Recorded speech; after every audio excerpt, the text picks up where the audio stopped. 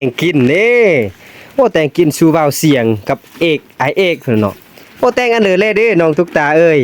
สาวป้าเฮ็ดสาวป้าโอ้เพิ่นว่าสาวเด้ทุกคนอันสาวป้า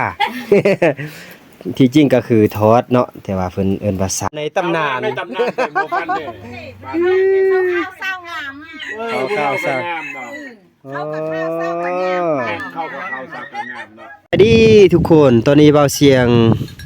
แล้วก็เอกคนเดินทางเนาะเขาก็เดินทางมาฮอดบ้านเมืองแหวนเด้ทุกคนบ้านเมืองแหวนเกมเข้าสู่บ้านเขาเจ้าป้าธรรมศาสตร์คักเลยทุกคนเอ้ยเฮือนเขาเจ้าเขตนี้เฮาเบิ่งมันยังมีเฮือนที่มุงไว้มาคอนี่หลายเลยแหละนี่ทางนี้ทางในนี่เนาะทุกคน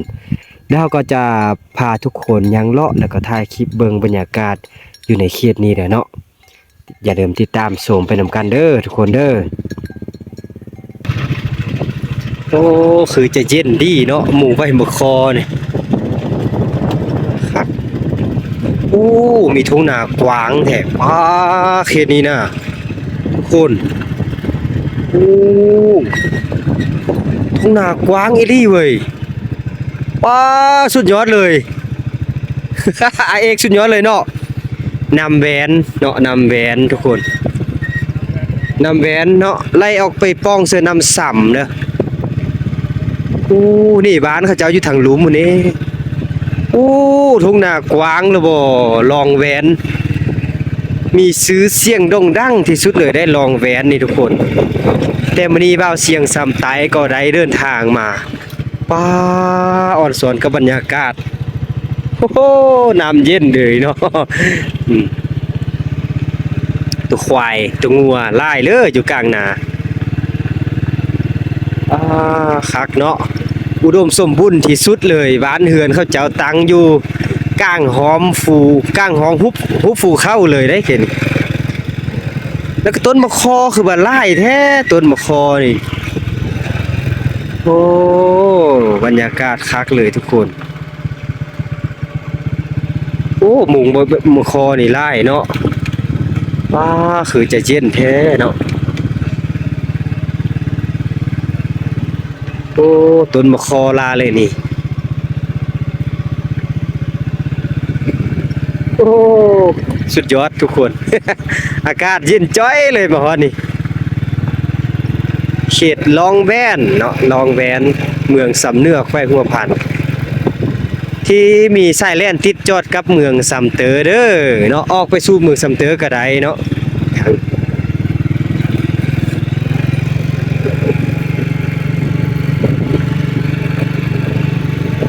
โอ้ยทุ่งนางามโอ้ยสบายดีสบายดีเนาะอุดมสมบูรณ์เนาะบ้านเฮานี่เอิ้นชื่อบ้านเด้อนี่บ้านเมืองแบนอ๋อเป็นจุดเยอะๆสิเป็นจุดนี้เลยเนาะฟอก็อยู่นี่บ่อยู่บ้านนี้อ๋อทุ่งนากว้างเนาะป้าทุ่งนากว้างอีหลีเลยเนาะลูกมาเลาะอินเนาะ มาเลาะอินเลาะเที่ยวชมเบิ่งบรรยากาศบ้านเฮาแถวนี้แหละลูกอยู่สำเตอลูกอยู่สำเตอมาสวนแขกมาเลาะมาเที่ยวแต่ว่ามาตามมาเห็นทุ่งนาป้าทุ่งนาคือว่ากว้างดีแท้ว่ะ หน้าฟ้ออยู่ทางเลยอยู่เหนือนี้ได้เข้าไร่บ่ปีนี้อ่ะ2 ตนโอ้ได้ค่ายตนนึง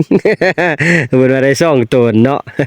เอ้าลูกจิเลาะเขาเบิ่งทางบ้านเด้อเจ้า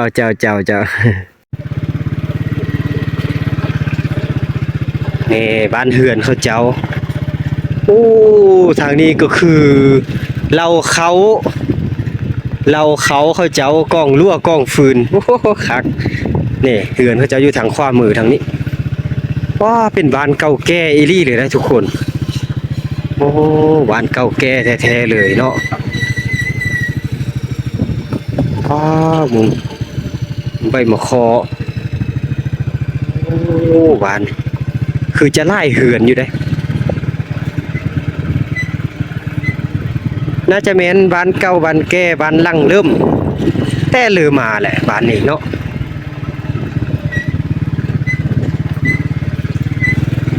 โอ้กว้างเลยบ่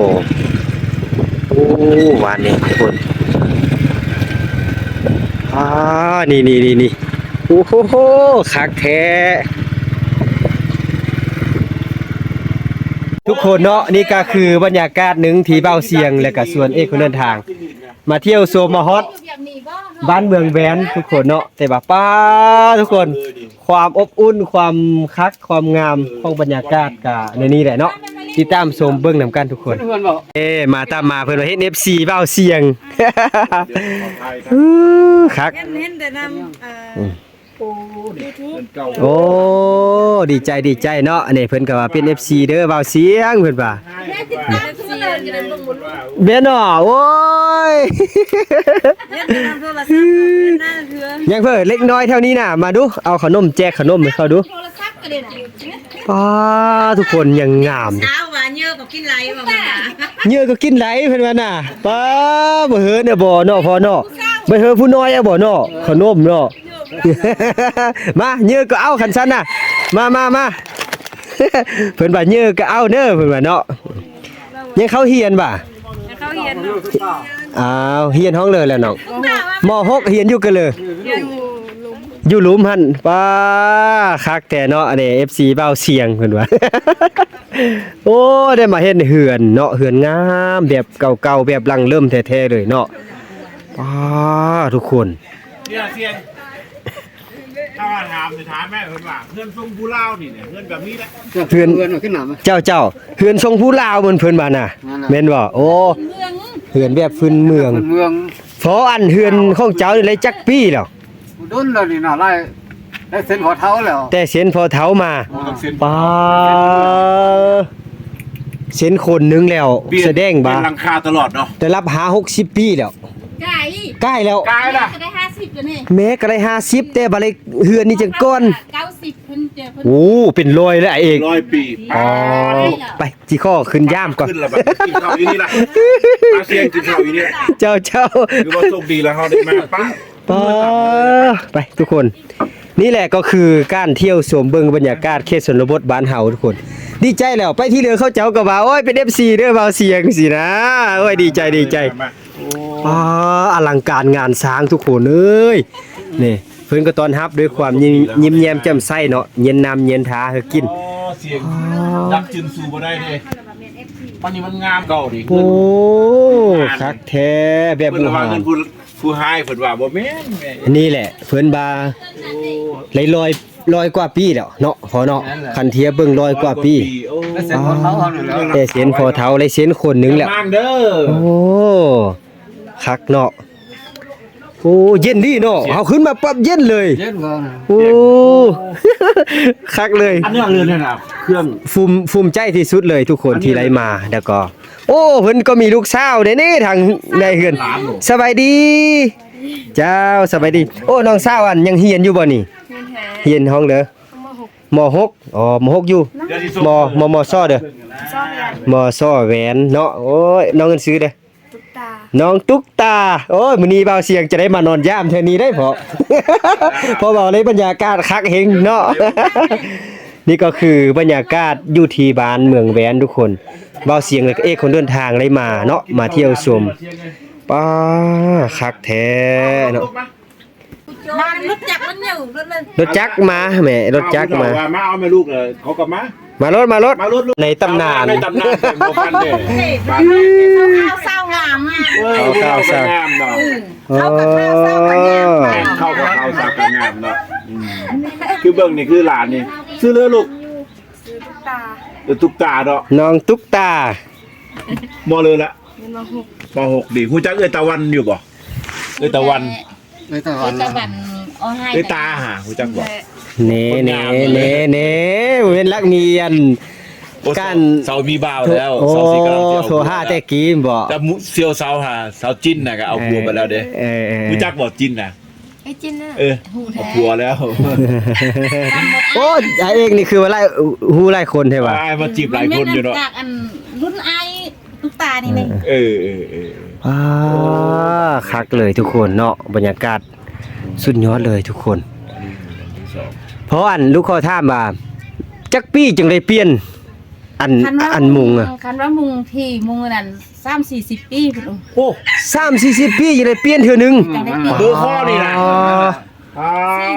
48ปีถึงได้เปลี่ยน โอ้ อลังการงานสร้าง แล้วสำคัญเสียง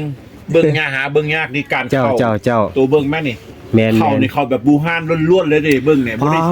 โถ บ่ได้ซื้อนั่นนี่แต่เบิ่งมันอยู่ได้เลยนี่ เอ้า การสร้างเฮือนน่ะ อันนี้แม่นไหว้ป่ะ บ่แม่นตะปูเด้หั่นน่ะ ไหว้ทุกคน อันนั้นไม่จ้า ไม่จ้าป่ะ โอ้ไม่จ้าเนาะป้าเพิ่นจะเอามาไอเรียนลำอ้อมฮอบเลย โอ้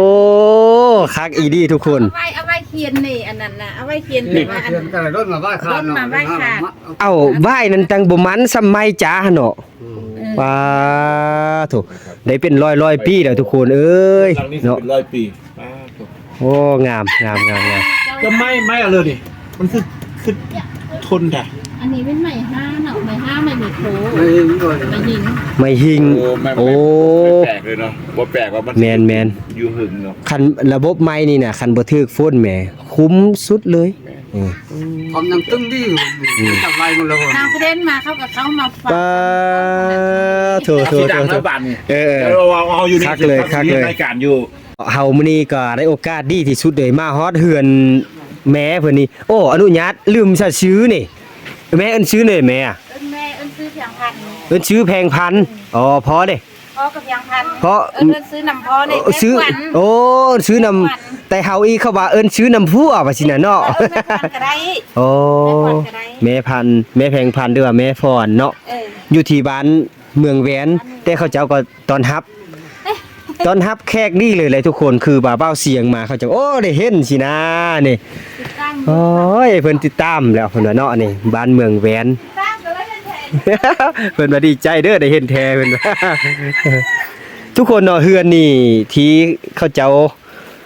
เบามาหรือว่าเล้ามานะบ่มีเล็กตะปูฮอด1อันเลยทุกคนนี่ความจริงแท้ละนี้นี่ไม้นี่เขาเจ้าจะเจาะหูเนาะเจาะหูโดยเสียบไม้คั่นแบบนี้เนาะอันนี้โอ้คักแท้เนาะเฮามาฮอดแล้วก็ฝนตกก็ได้มาแวะเซาอยู่ที่นี้แหละทุกคนเนาะหลายคนที่เขาเจ้ามาว่าโอ้บ่ให้มางเด้ออยากเอาไปเบิ่งเสียนี่ทางนี้ก็แม่นเนาะซ่องยังแต่ซ่องล่างเนาะอยู่ในบ้านนี่โอ้คักเลยอุดมสมบูรณ์ที่สุดเนาะแต่ว่าบ้าวเสียงมาฮอดแล้วได้รับฝนดีเพิ่นว่า ฝนตกเนาะ ฝนตกนะแม่เนาะนี่งามทุกคนเฮือนเพิ่นเนาะนี่โอ้คักแท้ๆเลยอันเฮือนแม่นี่ก็อยากอยู่เดียวกับอันหลังนี้วะค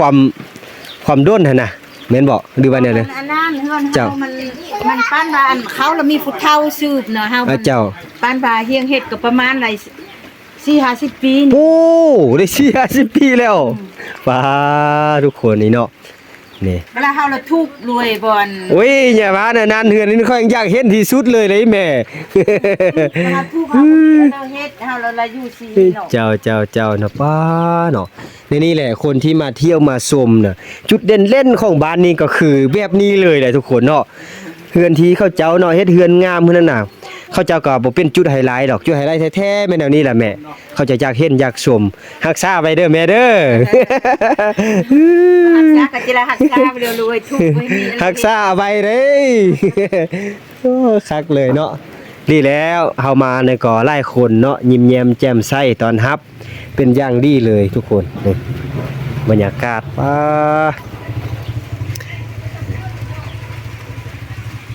คักสุดเลยเนาะจิขอไทยเป็นบุญหูบุญตาก่อนทุกคน นี่ เคยทางก็ท้ายไปคุม นี่โอ้งามทุกคนเป็นร้อยคนเลยเศร้าก้มนี่บ่มีฮอตเด็กตะปูหนึงทุกคนเนาะเขาเจาะหมดใหม่เนาะเจาะหมดแบบหลังเริ่มแท้ๆแล้วนี่โอ้เพิ่นก็ว่าอยากมางแต่ว่าหลายคนได้มาน่ะบ่าโอ้อย่ามางเด้อเอาไว้เบิ่งสินะเนาะเอาไว้เป็นบ่อนท่องเที่ยวเด้อก็ว่าได้แหละทุกคนเนาะนี่ที่จริงแล้วเขาเจ้าก็ถ้าตั้งเฮือนใหม่ก็ตั้งได้อยู่แต่ว่าอยากรักษาแบบหลังเริ่มเอาไว้เนาะนี่อ๋อเอาไม้ใหญ่ๆมาเจาะหูแบบนี้เด้อนี่เจาะหูแบบนี้เลยเนาะอ๋อคัก เราตั้งเลยนี่ตั้งแต่ว่าสั่งเงินนี่ ได้50แล้วบ่ ได้50 ปีแล้วเนาะตั้งอยู่บนนี้เนาะ ได้บ่ แต่กี้น่ะตั้งอยู่บนเรือ เขาเคยตั้งนี่กำลัง อ๋อแต่ไม้นี่ โอ้ 100 ปีแล้ว ไม่นี่100 ปีแต่ว่าซ่องเถื่อตังดอก แต่ว่า อยากว่าตังพร้อมเดียวเนาะ สองบอลเนาะ นี่ซ่องเฮือนเพิ่นผู้เรือมาก็อย่าลืมเด้อแวะมาชมได้เนาะอยู่ มวนอีเมตังกวนหน่อยนึงแล้วมื้อนี้ละมา โอ้แสดงว่าแม่เพิ่นมาฮอดตังก่อนแล้วเพิ่นจังมาเนาะ นั่นล่ะอันเขาอยู่เนื้อนั้นเนาะ เจ้า แล้วเจอเขาละย้ายนั้นเขาละมาตังนี่ อ๋อเจ้าคักเลยทุกคนโอ้ บ้านแบบดูแบบ แบบบูหารแบบหลังเริ่มแท้ๆเลยน่ะเนาะ ย้อนว่าบ่มีลูกเอ้ย เฮ้ยอย่าว่าเท่านั้นแม่เอ้ย เขามีเป็นไม้ งาม มีวันตั้งเลยครับอยู่แนวนี้ มีแม่ละทุก แต่งกินเด้โอ้แต่งกินสู่เบาเสียงกับเอกไอเอกเนาะโอ้แต่งอันเด้อเลยเด้น้องตุ๊กตาเอ้ย สาวป้า เอ็ดสาวป้าโอ้เพิ่นว่าสาวได้ทุกคนเอิ้นสาวป้า ที่จริงก็คือทอดเนาะแต่ว่าเพิ่นเอิ้นว่าสาวป้าเนี่ยแม่นเป็นคำเบาที่พื้นเมืองเลยเนาะน้องยังเขาเฮียนม .6 เนาะนี่เดี๋ยวนี้ได้ทุกคนเรื่องการท่องเที่ยวเขตชนบทเมืองซำไตซำเนื้อเฮานะทุกคนก็เป็นแบบเป็นกันเองนั่นแหละเนาะนี่ทุกคนเนาะเราก็จะเลาะไทยเบิ่งเหือนเพิ่นโอ้งามโอ้อันนี้คืออันฮู้ของน้องว่ะอ๋อเพิ่นน้องตำมันตินศิลป์ได้เนาะนี่ฝาเวียงว่ะอ๋อเป็นฝาเวียงไม้เลยเนาะอ๋อไม้เนาะนี่เหือนเปิดว่า เรียนดิ สบายดี เรียนนะ นี่มาอินนี่มาอินมาย่ำนี่นี่ลูกชายก็ลูกชายแม่บ่ ลูกใส่แม่ อ๋อ ใส่ผู้ที่สอง เจ้ายังบ่เฮสร้างครอบครัวบ่ ยัง อ๋อยังเป็นบ่าวโสดอยู่บ่ มื้อนี้บ่าวเสียงมาย่ำเด้อมื้อนี้เด้อ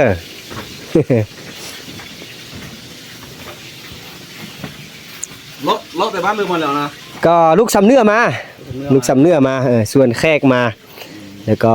มาฮอดนี้แล้วก็โอ้คือว่าคักแท้ก็เลยมาพักอยู่นี้ว่ากินข้าวกินน้ำเลยได้นี่เนาะบรรยากาศ ทำผ้าอย่างนั้นน่ะพี่ตา